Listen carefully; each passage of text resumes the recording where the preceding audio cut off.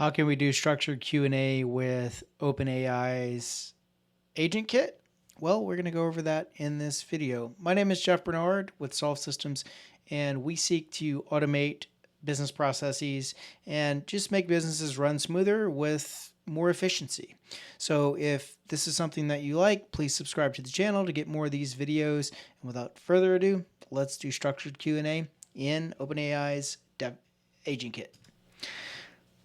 We always land in this window. You have workflows actually is where you'll land. If you have any built, they'll be there. Then they have templates right here. And we're going over the structured data Q&A template. So immediately you'll have this pre-configured setup, and we're going to run through a few of these steps, right? So you have your start node here, you have your guardrails here, you have the ability to add different types of guardrails, hallucination, jailbreak, moderation, continue on error. We select a domain, right? So this is giving the instruction on what exactly it's going to do. And then if it's neither one of those, it ends, or sorry, if the guardrails fail, then it ends the conversation. Then the conditional logic is something very interesting, which I covered in a prior video. You're basically taking the output of this agent, right, this select domain agent, and just having an output. So it's doing some reasoning, then gives you the structured output, which is parsed on this condition. And then we move on from here. So we create a commerce query for the company, create a personal query down here based on if it's personal commerce. Then we execute the commerce query here. We execute the personal query, right? So these, at each step, we can define and tune each one of these things, right? So output, JSON, widget, chat kit.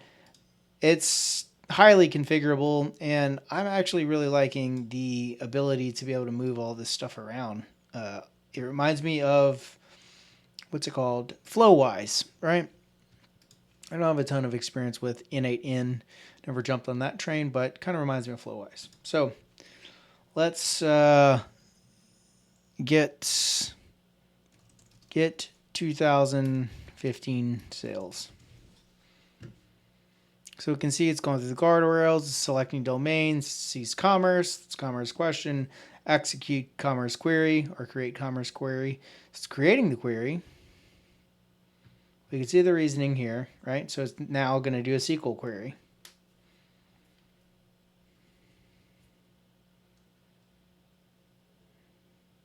Then it's going to keep running, and we'll see the response. So we can see the full query output. It did the SQL query here, and then gives us the JSON output right there. So let's ask a personal question.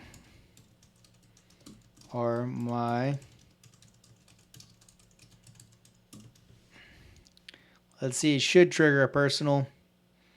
I kind of gave it that. Okay, so it's actually triggered a guardrail, right?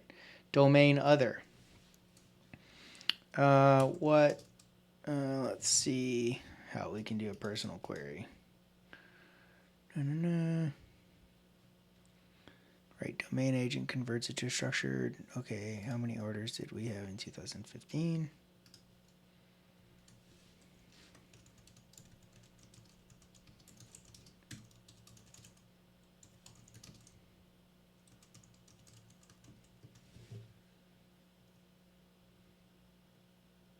Okay, now it does personnel. Okay, so it's going to hit the personnel, determine its personnel. So it's personnel and a company, not personal.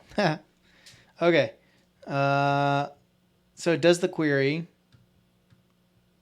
right? Count if, does all of the joins, everything, or I guess the unions, and then gives us the output, right? So in reality, you connect this to a data source or an MCP server or something like this.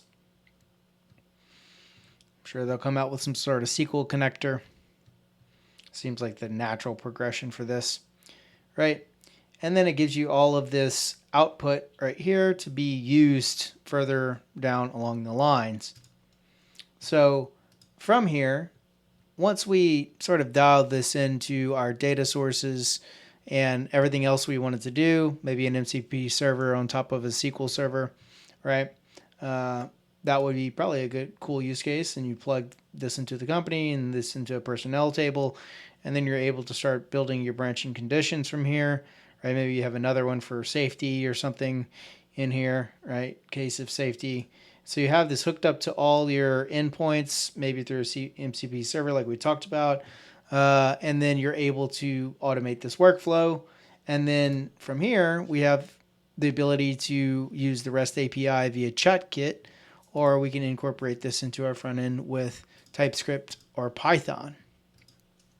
So I hope that was helpful. This is a cursory run through of the structured Q&A on top of some data. We didn't add the data sources. We'll probably do that in subsequent videos, but it just gives you a general understanding of the guardrails, how we triggered a guardrail, the conditions, how those are parsed from an output and consolidated and made in general to be evaluated as a condition, and then the queries against some fake data, but seeing the commerce query and the personnel query. Hope this was helpful, and we'll go over the other templates in other videos. Have a good one.